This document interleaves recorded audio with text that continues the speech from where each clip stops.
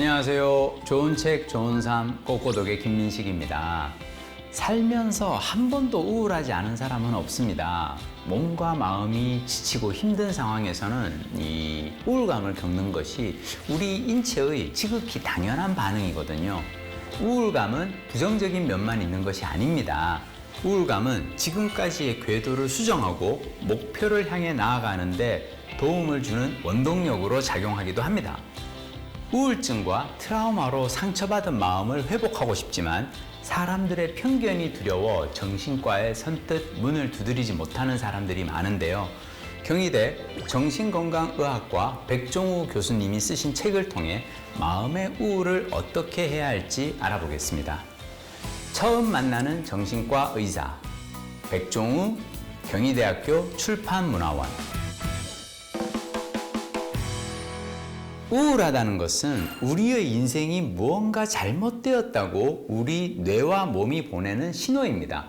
이 신호를 무시하지 않고 귀를 잘 기울인다면 잘못을 바로잡고 궤도를 수정하고 더 나은 삶으로 나아갈 수 있습니다. 적당한 우울은 이 생각지 못한 행복을 가져다 주기도 합니다. 우울한 감정을 잊기 위해 운동을 하고 일에 몰두하고 취미 활동을 하는 동안 성취감을 느끼고 자존감이 높아지기 때문이죠. 만약 우울감이 길어지고 무기력한 시간이 몇 달씩 계속된다면 어떻게 해야 할까요? 전문가를 찾아 도움을 구해야 합니다. 우리는 마음이 아플 때 정신과를 찾는 걸 어려워합니다. 주위의 부정적인 시선도 신경 쓰이고요.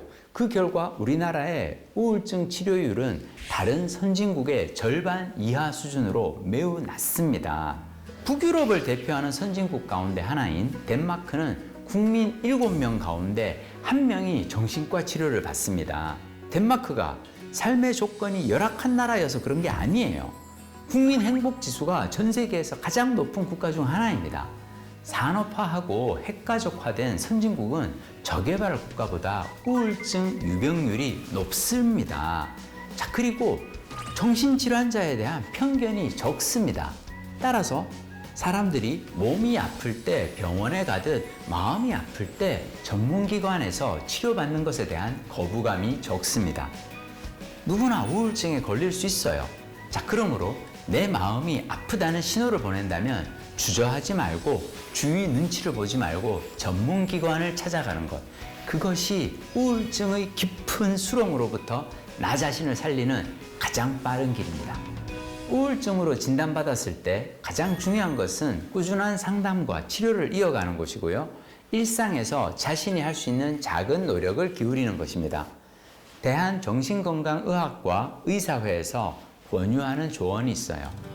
첫째, 부정적인 생각을 그대로 받아들이지 마세요. 지금까지 모든 일이 잘 안 되었고 앞으로도 안 될 것 같다는 생각, 내가 다른 사람보다 못났다는 생각, 다른 사람들이 나를 안 좋게 생각한다거나 도움이 안 된다는 생각은 실제 상황과 다르며 우울증 치료와 함께 좋아집니다. 자, 절대로 당신의 부정적인 생각에 따라서 성급히 판단하려고 하지 마세요. 둘째, 자신의 능력 이상으로 너무 큰 목표를 세우거나 실제 여건보다 너무 큰 것을 기대하지 마세요. 기대가 크면 실망도 큽니다. 소소한 목표를 통해 작은 성취감을 맛보는 게 더 낫습니다. 셋째, 가능하면 여러 사람이 모이는 기회를 자주 가지세요. 단지 모여서 이야기하는 것도 좋고 여럿이서 할 수 있는 가벼운 취미 활동을 하는 것도 좋습니다. 운동, 영화나 전시회 감상, 종교 활동 등 자신이 즐길 수 있는 활동을 해보세요. 단 너무 무리하거나 억지로 할 필요는 없고 스스로 하고 싶은 마음이 생길 때 가볍게 시작하는 것이 좋습니다. 넷째, 중요한 결정은 당분간 다음으로 미루세요. 우울증에 걸리면 증상 때문에 판단이 제대로 되지 않습니다. 직장 및 사업 문제, 결혼, 교육 등 중요한 것을 잘못 결정하는 실수를 저지르고 나중에 후회하는 경우가 있으니까요.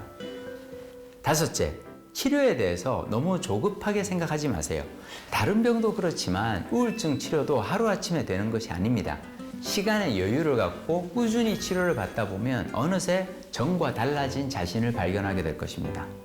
자, 통계청에서 발표한 한국의 안전보고서 2022에 따르면 오늘날 한국의 자살률은 인구 10만 명당 24.1명으로 경제협력개발기구 회원국 중 가장 높습니다. 우리나라의 연간 자살자 수는 1만 2천여 명 가까이 됩니다. 교통사고 사망자가 3,000명인 것과 비교하면 3배 가까운 엄청난 숫자인데요. 교통사고 사망자 수도 1993년만 해도 1만 3,429명이나 되었어요. 이걸 3분의 1 수준으로 줄인 겁니다. 어떻게 가능했을까요? 교통 관련 법규와 제도를 고치고 중간 분리대를 설치하고 과속 방지 카메라를 설치하는 등 교통사고의 원인을 다각도로 분석해 이를 미연에 방지하기 위한 대책을 시행한 결과입니다. 자살 예방도 비슷한 처방을 할 수 있어요. 2011년 영국 정부는 정신건강 없이 국민 건강은 없다는 캐치프레이즈를 국가 전략으로 내세웠습니다. 영국은 2018년 국민의 외로움을 다루는 호독부를 신설한 것에 이어 자살 예방 부장관직까지 만드는 등 전 국민의 정신건강 서비스 접근성을 높이기 위해 국가 행정력을 동원했습니다. 대한민국은 이제 전 세계가 인정한 명실상부한 선진국입니다. 선진국 대열에 합류했다는 것은 핵가족화와 산업화로 인한 정신건강 문제가 급증하는 시기에 도달했다는 의미이기도 합니다. 슬프게도 먹고 사는 문제가 해결되면 사람들은 이제 절대적 빈곤보다 상대적 비교에서 오는 정신적 불안에 시달리게 됩니다. 게다가 사회가 저성장 국면에 들어가면서 청년들의 삶이 어려워졌어요. 어려서부터 학업 경쟁에 시달렸고 취업 스트레스 또한 심한데 코로나 이후 자산의 격차가 늘어나 희망이 보이지 않는다고 느낄 수도 있어요.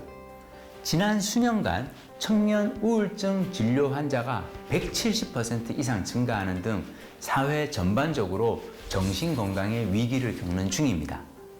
이제는 정신질환으로 인해 환자 본인은 물론이고 그 가족이 겪는 위기를 각 가정의 책임으로만 돌려서는 안 됩니다.